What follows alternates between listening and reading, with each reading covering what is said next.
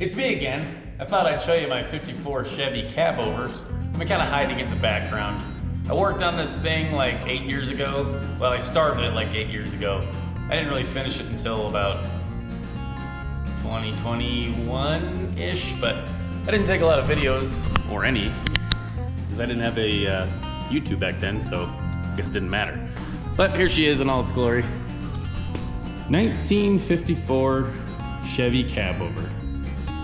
It's the 1.5-ton version. Now it's on a P30 motorhome chassis. I wanted to save the legroom inside the cab because the floors were in pretty good shape. So instead of putting the engine under the cab, I put it behind the cab. So there it is. A little close up of the engine. Nothing fancy. Just stole that from my brother. But it was blown, so, you know, I paid to rebuild it, therefore it's mine. I'll show you under the hood here, if I can do this and hold it up at the same time. Oh, not light, okay. Nothing too fancy, but I did build this bell crank for my power brakes. Works pretty good. I had to move the radiator a little farther forward, just because the cab's sitting so low on the frame. But static drop, no airbags or anything.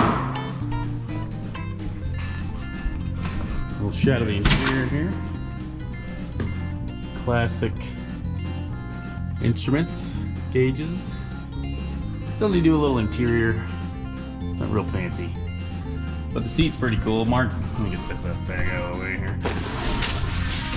Mark's done a lot of work for me because, well, I have to put up with him, so he does this so he can be my friend.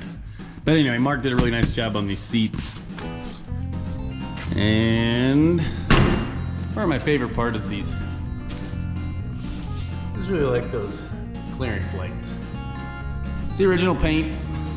I clear coated over it. I know some people aren't a fan of the patina, but I couldn't resist. It was in such good shape. Got my Detroit steel wheels down there. Let me know if you guys want to see more of this.